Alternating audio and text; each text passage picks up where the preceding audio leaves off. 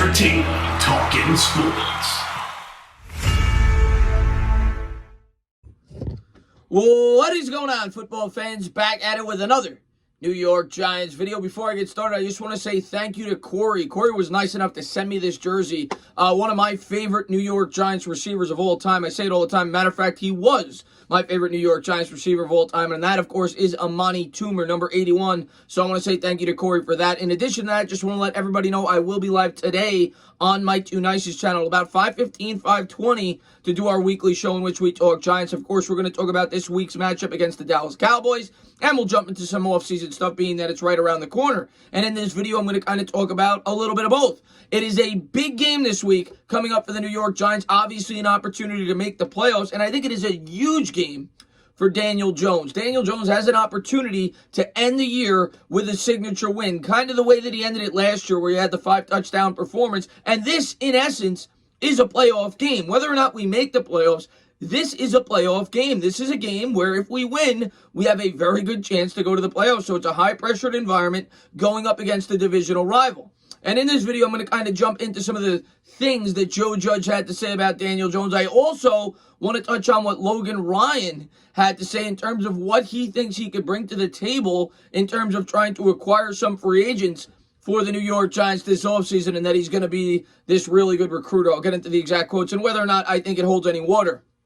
But I wanted to start with Judge and what he had to say about Daniel Jones. And obviously, this has been a very hot topic all year. You know, you had fans 2 weeks in saying that Daniel Jones isn't the answer. We have to move on, even though we know all the factors, new scheme, everything else. And Jones has not put up gaudy statistics. 9 touchdowns, 9 interceptions.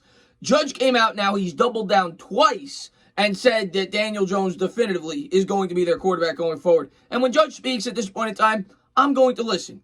Daniel Jones, regardless of who the GM is going to be at this point in time, I am going to say it, is going to be the 2021 quarterback for the New York Giants. And maybe I'll be wrong at the end of the year. Maybe things will change drastically and I'll look stupid for saying it, but that's honestly what I believe. And in my opinion, he should be. And you might say, that's crazy. He was really bad this year. They got to make moves. Well, when you look at what Daniel Jones has done this year, what was the number one complaint by New York Giants fans going into the year? And the thing that everybody said that he had to improve on?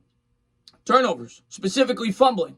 The guy's only lost one fumble since week 5, and that was on a blindside hit in which he was getting ready to throw the football. So it is undeniable he has improved in that area. Now, some of it definitely has to do with the fact that the New York Giants have been a little bit more conservative. They run the football more, make no mistake about it, but he's gotten much better. Up until, I think it was like week 8 this year, he only had one game in his entire career in which he had no turnovers. The guy hasn't thrown an interception in his last 5 games. He's only had one turnover over his last 5 games combined. He's definitely matured in that area. He also has gotten much better at the pre-snap reads, in my opinion. And he shows a little bit more confidence in the pocket. Is it all there? Absolutely not. Did he improve as much as I was hoping for this year? Absolutely not. Do I think he had some challenges? Yeah, and we're going to have to wait and see what they decide to do with the offensive playbook with Jason Garrett. Some fans, a lot of fans, seem to think he doesn't fit the offense. And if the Giants deem that to be the case, well, they'll move on and they'll bring in a new OC. But another major reason why I think it's not fair to come to a full evaluation yet on Daniel Jones, even though I'll be the first to say I'm not completely bought in yet, but that's normal. A lot of second-year quarterbacks, I wouldn't be completely bought in. I wasn't completely bought into Eli after 2 years. Now, I will say I will not go as far as Phil Simms. Phil Simms, I think the Giants really kind of waited 4 years before they got on the boat, but that was a different time. That was before the salary cap. That's before you have to make the decision about whether or not you have to extend the quarterback. I do think 2021 will be a high-pressured season for Daniel Jones, and I think the Giants have to do everything they can in their power to go out there and get the weapons. But when you look at the weapons on this team, when you look at the wide receivers, and you look at the offense without Saquon Barkley, Daniel Jones doesn't have much of a fighting chance. The New York Giants this year have 21 drop balls, yet they've only attempted the 25th most pass attempts in football. To put that into perspective, they have the 8th most drops, yet they've only thrown it the 25th most times in the sport. In addition to that, Daniel Jones has been sacked the 3rd most times in football, even though the team, or they've surrendered the 3rd most sacks. Obviously, some of it's Colt McCoy, even though the team has attempted the 25th fewest attempts. So, and a lot of that, you know, the first 4 or 5 weeks, we were surrendering a lot of sacks, but the last 2 weeks or so, we've been giving up a lot as well. We gave up 8 a couple of games ago against Arizona. We gave up 6 this past week. So the offensive line has not done Jones a ton of favors, and some of that may have to do with the fact that Jones holds on to the football too long at times. I'm not going to completely discount him in terms of being at blame, but yeah, he doesn't have much to work with. And when Saquon Barkley went down, it only makes this offense more predictable. Saquon is what this offense was going to be this year. That's what it was going to revolve around. And I think that hurt Garrett, and I think it hurt Daniel Jones. And the Giants will have to make a lot of decisions at the end of the year as to whether or not Garrett will be back. And if he is not back, that will be that'll be another challenge for Daniel Jones. And I do not like the fact that the New York Giants are going to be forcing this kid now to learn 3 schemes in 3 years, if that is indeed what they do. But if it ain't working, you got to try to fix it. I understand the mentality, and we'll see what Joe Judge decides to do. I will trust Joe Judge and whatever he decides to do at the end of the year and hope that Daniel Jones progresses. And if the Giants go out there and they get him some wide receivers, I expect to see significant growth next year, especially being that they will be playing an easier schedule. And a lot of people look at the schedule and they look at the strength of schedule and they may say, well, the New York Giants didn't really play that tough of a schedule when you really look at the totality of it. But when you really dive into it, they did. I know the strength of schedule is not that high. It's about 500, but that's because they play 6 of their games in the NFC East. Outside of the NFC East, of the 10 teams they've played, 8 of them, if the season ended today, would be going to the playoffs. To put that in context, in 2019, only 4 teams outside of their division went to the playoffs. And I think it's a major reason why the New York Giants and the NFC East as a whole has as poor of a record as they do. They played the AFC North, who was stacked, and they played the NFC West. It was a very challenging schedule. It'll get a little bit easier next year. And with Jones getting Barkley back and hopefully more weapons and a more experienced offensive line, I think we'll truly get to see whether or not Daniel Jones is capable of becoming that franchise quarterback that all New York Giants fans desire. The other thing I wanted to touch on was Logan Ryan, and I'm just going to read the quotes here. Ryan, of course, was extended about 3 or 4 days ago, whatever it was, maybe 5 days ago, on a 3-year deal for $31 million on Christmas. So, yeah, 5 days ago. And a lot of people were surprised by that, being that it was 9 days before the end of the year.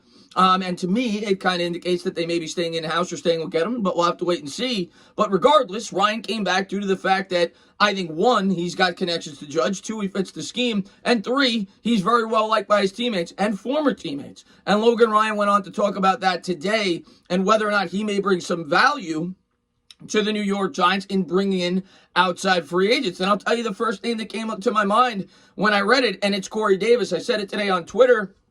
And I'll talk about how much sense I think that could potentially make. But first, let's read the quote. I think another thing I do really well that I've not yet gotten the opportunity to do is recruit. Recruit players to play with, Ryan said. I've played with a lot of players around the league. People know me as a straight-up guy, a team player, and a great guy in the locker room. So I've got a lot of friends around the league that love to play with me. So I'll be on the recruiting trail here after our playoff run or whatever we have. I'm looking forward to helping build the New York Giants organization. I got those quotes off GiantsWire.com. So Logan Ryan thinks he will be a benefit into potentially bringing outside players. Now, the one thing I'm going to say to that is the New York Giants, I don't care how good of a recruiter you are. It's not like college football. Don't have a ton of cap space. If they make some moves, as I talked about on Twitter today, they'd probably have between $40 and $45 million in cap space after the signing of Logan Ryan. Of course, that would include getting rid of Kevin Zeitler, which at this point in time may not be the best decision. But let's just say they were able to get $40 to $45 million in cap space. Then you're probably going to either keep one of Leonard Williams and Dalvin Tomlinson. There's some other small moves. But in the end, maybe they'll have $25 million to play with, depending on what they decide to do with this year's pending free agents. And then they're going to have to, and then I look to a guy potentially like Corey Davis. And that's the guy that I first thought of with Logan Ryan, obviously knowing that one of the biggest needs for the New York Giants right now is a wide receiver. Corey Davis, of course, is having a strong year. The Titans elected not to extend him on the 5th year of his rookie option before the year started. And he's having his best year in his career. He's going to probably have over 1,000 yards. He's got 955. He's got 5 touchdowns. And I think he's had at least 5 games in which he's caught for over 100 yards. He's a big play threat. He's totally 6'3". Here's my answer. Corey Davis, to me, is not a number 1 wide receiver. I think he could be a 1A. Personally, I don't know if he's strictly a 2, and I definitely think he would right away be the best wide receiver on this football team. If you were to bring in Corey Davis, he would be much more affordable than a guy like Allen Robinson. The other thing I'll say is Allen Robinson, there's no guarantees he's even going to leave or that he'd be willing to come to the New York Giants. You have to ask yourself, how many top-tier wide receivers, not trying to bash Daniel Jones, but would want to come here with a guy that threw 9 touchdowns last year? You know what I'm saying? So they may want to go to a better situation with a quarterback.